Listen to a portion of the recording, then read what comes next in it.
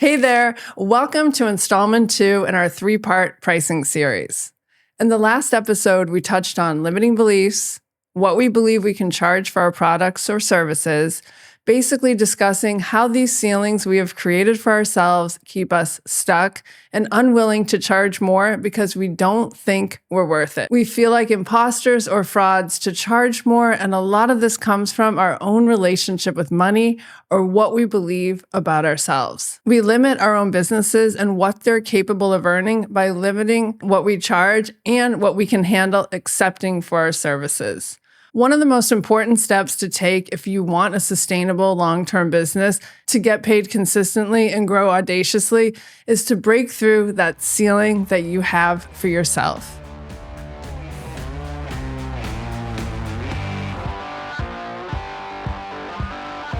Now on to today's episode, how and why to determine your pricing.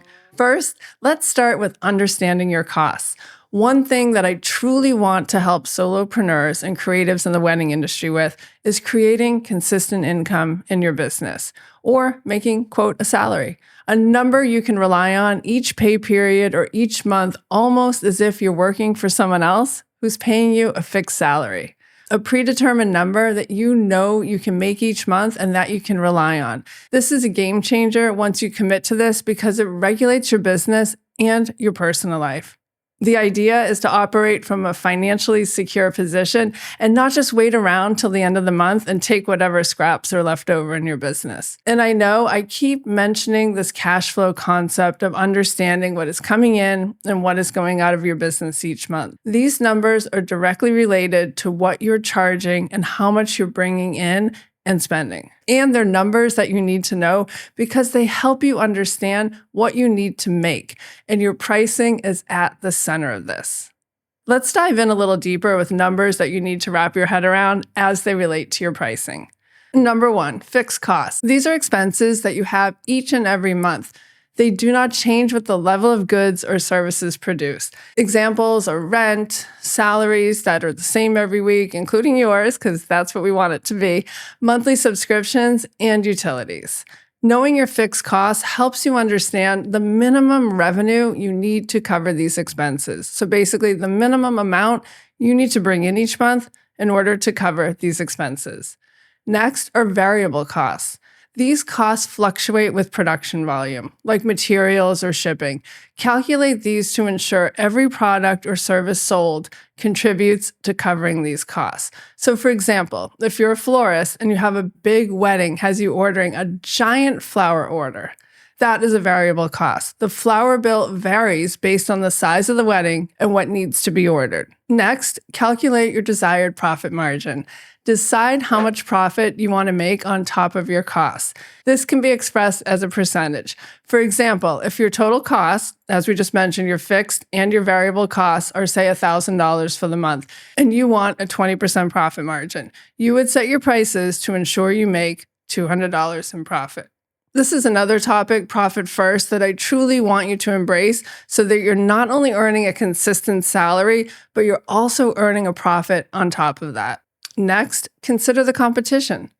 Research what others in your industry are charging. This doesn't mean you should match or copy their prices, but understanding the market can help you position yourself effectively.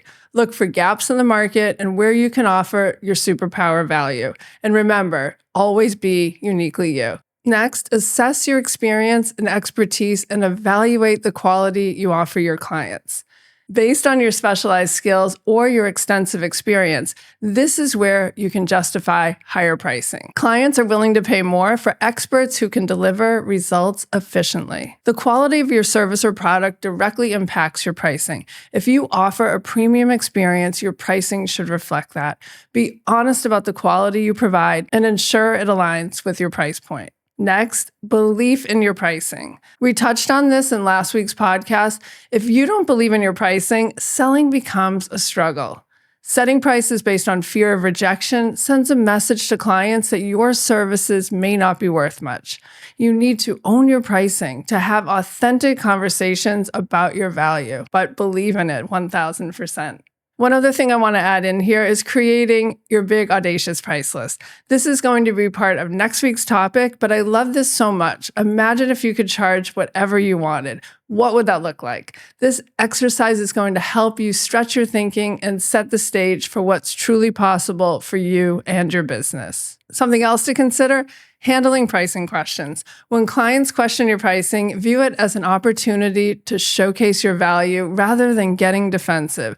Use this moment to collaborate and clarify, turning a potential objection into a productive conversation. No apologizing, no discounting, no throwing in a ton of extras, and no talking yourself out of a booking because you sound too desperate. And now I want to cover common pricing pitfalls to avoid. Ooh, the big one: undercharging. Many entrepreneurs start by undercharging due to fear of losing clients or not booking enough clients. Competing on price alone diminishes the perceived value of your services. If you're only known for being the cheapest, you'll struggle to ever be seen as the go-to expert. Instead, focus on your unique value proposition, your superpower that we keep mentioning. What do you do better than any of your competitors, and communicate that clearly? So many wedding professionals that we know and work with just don't charge enough for their experience, their expertise, and the quality they offer their clients. Take the time to recognize what you truly offer your clients and price accordingly. Don't try to price to attract everyone, and say no to clients that don't appreciate the value of what you do. Charging by the hour. This method can attract clients who tend to micromanage and can lead to burnout. Instead, consider value-based pricing, where you charge based on the results you provide rather than the time spent on the job. Here's a personal story about charging by the hour. And I know for certain wedding professionals, it is really hard to get away from this, or at least you currently believe so. Here's a story of one of the few times we actually fired one of our clients. It was when we'd been on a wedding, the bride loved us and wanted to book us. But then her mother stepped in and reached out to us and said that she saw on our price list in the little extras area that we had $500 an hour for extra hours to be added on. Basically the hours that you add on if a client needs you to stay longer on a wedding day. So now she immediately valued us at $500 an hour, wedding photographers. The problem is that when you have a client that is looking to devalue you, negative math starts popping up all over. She said to me a bunch of crap that really made me dislike her, but the long and short of it is she wanted us to work for her math. Rather than go with the original package, she now wanted an a la carte package at $500 an hour for the wedding photography. She told us what we should be charging for the 7-hour wedding day. There is no way in the world to properly explain or to justify to someone who doesn't value you why your packages are what they are. The $5,200 for our starting package was 7 hours of coverage, plus a gallery and all the other things that we included. But she dismantled our pricing line by line. In the end, we ended up calling the bride and told her that unfortunately, we could not work with her because we could only imagine, even if this bride convinced her mother of our value to her, if this is how mom was acting before the wedding, imagine what was going to happen after. Everything would be scrutinized and devalued. But another lesson I learned on top of this, and I know many in my niche would disagree, Keith and I decided to go with a full day of wedding coverage for all of our packages, because then there was no hourly math to do. Our value as wedding photographers is that you're paying for our expertise, our skill set, our 20 plus years of doing this, our MacGyver-like skills to deal with literally any photography situation on a wedding day, including being a calming influence, a psychologist, a peacemaker, but above all else, a professional that has delivered gorgeous images for over 20 years to hundreds and hundreds of wildly happy clients. How can you fit that into a charging by the hour scenario? Because we have been doing this for just short of forever, we know that most wedding days require an average number of hours. Very few, really almost no weddings strays too far from that. I'm not talking about multi-day weddings or destination weddings, but typical resort weddings. So for the potential clients, we aren't nickel and diming them for extra hours here and there, and we end up looking like we offer a ton more value. Quite honestly, I don't even know a wedding professional that truly benefits from charging by the hour. I honestly believe that pricing by the hour just seems to take value away from you. Anyway, I have a lot to say on this, as you can tell. Ooh, another one, frequent discounts. Regularly offering discounts can condition clients to expect lower prices and may devalue your offerings. Instead, consider providing additional value or bonuses rather than reducing your prices. In the end, what your client ends up paying for your services is exactly what they're going to remember. They're not going to remember the discount that you offer them. And when they tell their friends how much they paid for your services, they're going to tell them that discounted amount. So over the years, our motto is free or full price. But I've certainly been known to be extra generous and offer something to sweeten the pot when we feel that it is deserved and appropriate, and we really, really, really want to work with this particular client. And again, that's why you own your own business, because you do get to make these decisions for yourself. Another one that we've touched on briefly is lack of confidence in pricing. If you're unsure about your prices, it can come through in your sales conversations. Practice articulating your value and pricing confidently. If clients question your prices, view it as an opportunity to explain the value they will receive. Another pricing issue that I've noticed with a lot of the professionals that we work with is not adjusting their prices over time. As you grow and your services evolve, so should your pricing. Regularly review your pricing strategy to ensure it reflects your current offerings, market conditions, and your costs. And don't worry that you're going to lose clients as you raise prices. For some of your older clients, you may have outgrown them and it may be time to shed them anyway. For others, if you truly want to keep them and not have them go into sticker shock, then you are the business owner after all, and you can do whatever you want. If you want to grandfather them in for a bit, then you do what you like. But please stop thinking that your business is going to shut down if you raise your prices. Your new clients have no idea what you used to charge when you first started out. And if they are a referral from someone who told them what they pay to work with you, then you explain that you now have higher prices because you do bigger and better things. You've grown. Just like in any job or profession, the more talented you get, the more experience you have, the more money you make. Don't keep yourself back. Charge what you're worth. So how do you create a sustainable pricing strategy? Build a pricing framework. You know what your expenses are. You know what your profit number is. Even if it is hypothetical at this point, it's a start. Next, we need to truly understand where we spend our time. I recommend doing a time audit. Do a time audit as it relates to your product and services. I want you to write down everything. I suspect you're going to be shocked when you see how many hours you actually spend on what you create or do. We need to be brutally honest with ourselves here.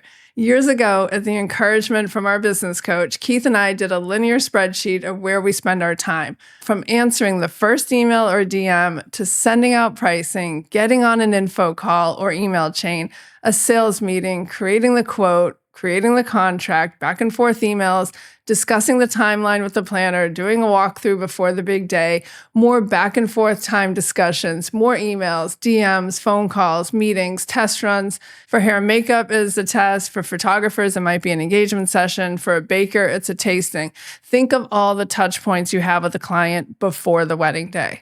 Then add in your design time, ordering supplies, the back and forth for approval. For us as photographers, it's reviewing shot lists, talking with planners about the way the day is laid out, and on and on. Then the actual wedding day. For some, like a stationer, most of your work may be done prior to the wedding.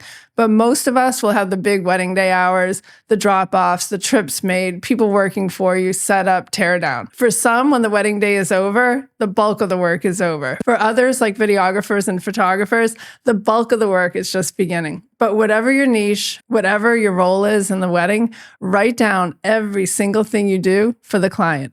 Let's say it comes out to 40 hours of time. That is one whole work week for each wedding if you are a 1 or 2 person show. But I just really want you to take a hard look at where you spend your time as it relates to each wedding. Now I hope you can clearly start to see why value-based pricing, a price that includes all your expertise, plus all the other things not even mentioned here, like marketing and the like, and more intangibles that go into what you do. And now that we know roughly how many hours go into a wedding, how do we turn this into a pricing strategy? Rather than simply competing on cost or offering standard packages, grab your journal and really brain dump what you offer. What you offer your clients, including your unique artistic style, an exceptional client experience, specialized expertise, i.e. like Keith, a Leica film photographer that shoots only in black and white, a luxury vineyard wedding planner, or sustainably sourced florals within 10 miles of the venue, and exclusive offerings. What is your value and what makes you stand out?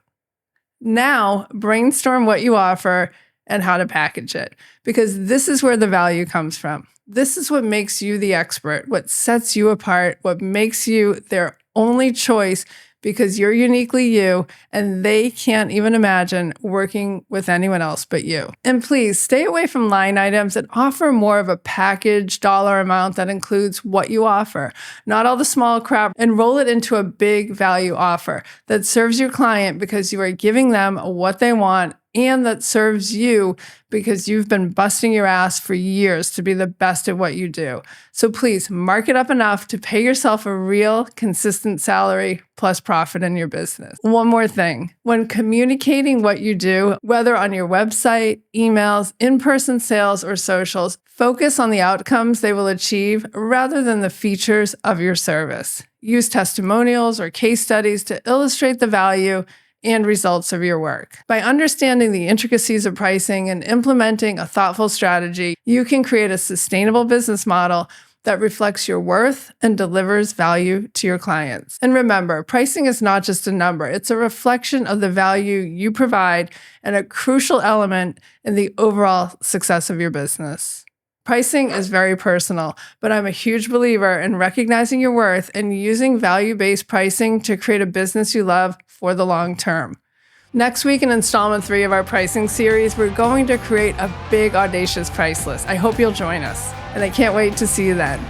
See you soon.